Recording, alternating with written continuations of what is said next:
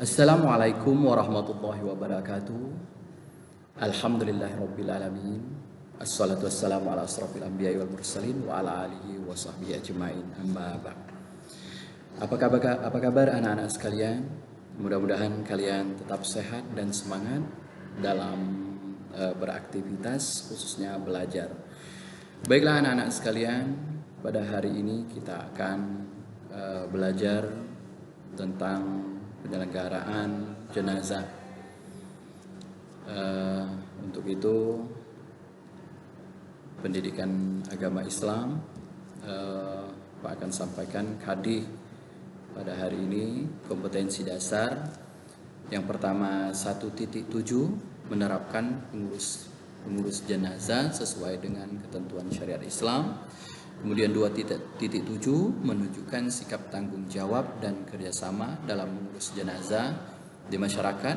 3.7 menganalisis pelaksanaan mengurus jenazah, kemudian menyajikan prosedur penyelenggaraan jenazah. Selanjutnya anak-anak sekalian, kita ketahui bahwasanya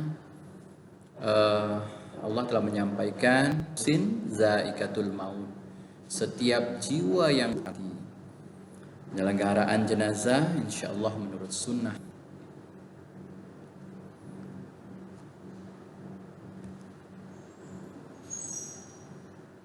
Ini kita lihat sebuah gambar di mana kita sering lihat bahwa orang yang diantarkan ke pemakaman, ya, siapa yang dapat dari kematian? Tidak ada orang yang bisa dapat lari dari kematian. Kata Allah Subhanahu wa taala, A'udzubillahi minasyaitonirrajim. Bismillahirrahmanirrahim. Ainama takunu yudrikumul mauta walau kuntum fi burujim musayyada. Kematian akan menghampirimu meskipun kamu berada dalam tembok bangunan yang kokoh sekalipun. Maka tidak ada orang yang dapat lari dari kematian.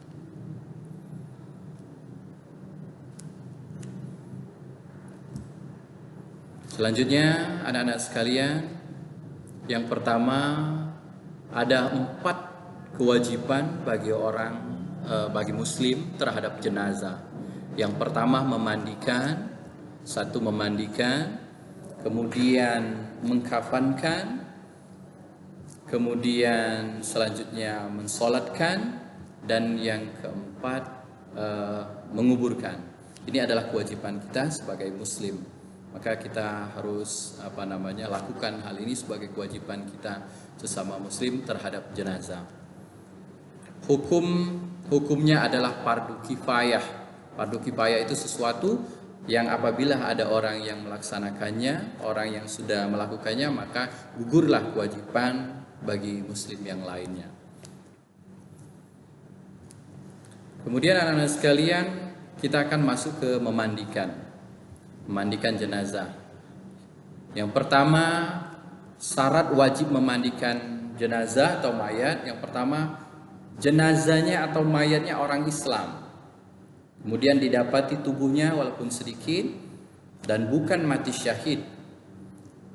Jadi orang yang mati syahid yang dalam rangka membela agama Islam tidak perlu dimandikan, karena di hadapan Allah Subhanahu wa taala hakikatnya dia hidup. Maka cukup dikuburkan dengan pakaian yang ia kenakan itu dalam hal membela agama. Selanjutnya didapati tubuhnya walaupun sedikit, maksudnya katakanlah jenazah yang kecelakaan dari pesawat, musibah, ketika ditemukan jasanya, jarinya atau kepalanya atau tangannya, maka itu yang wajib kita mandikan secara syariat. Dan ketika ditemukan yang lain, maka tidak perlu lagi dilakukan memandikannya. Kemudian kita persiapkan air yang suci, yang mensucikan secukupnya, tempat tertutup dan tinggi, tempat yang tinggi tertutup. Kemudian beberapa orang melaksanakan kegiatan tersebut. Memandikan jenazah,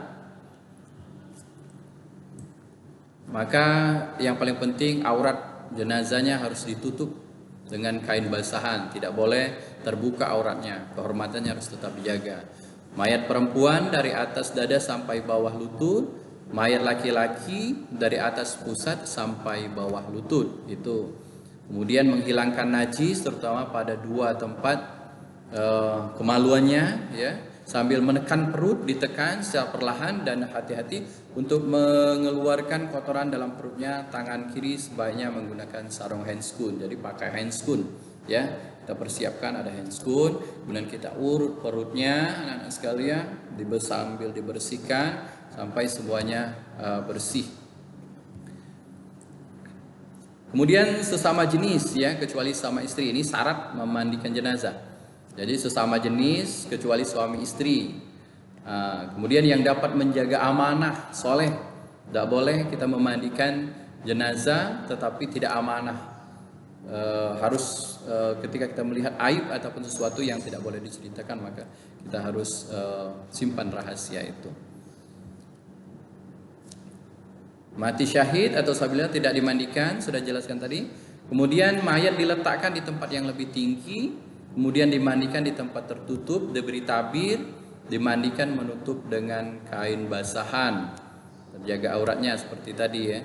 Yang memandikan memakai kain lapis tangan. Waktu menggosok-gosok jadi pakai kain, ya, sambil menggosok-gosokkan badannya. Untuk kebersihan ada baiknya disediakan sikat gigi, pemotong kuku, dan cotton bud dan lain sebagainya. Mengurut perut mayat dengan perlahan untuk mengeluarkan kotoran. Kemudian memulai membasuh anggota wudhu, anggota badan bagian kanan.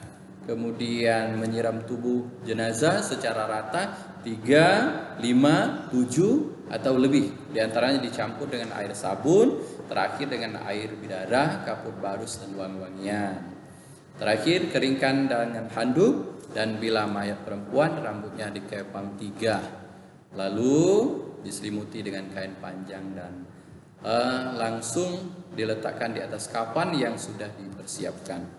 Baiklah anak-anak sekalian, kemudian ada juga mayat yang ditayamumkan, di mana kalau tidak mendapatkan air, suatu tempat yang tidak ada air, maka jasad dikhawatirkan akan rusak bila terkena air, ya, atau jasad yang tidak bisa terkena air maka sebaiknya ditayamumkan.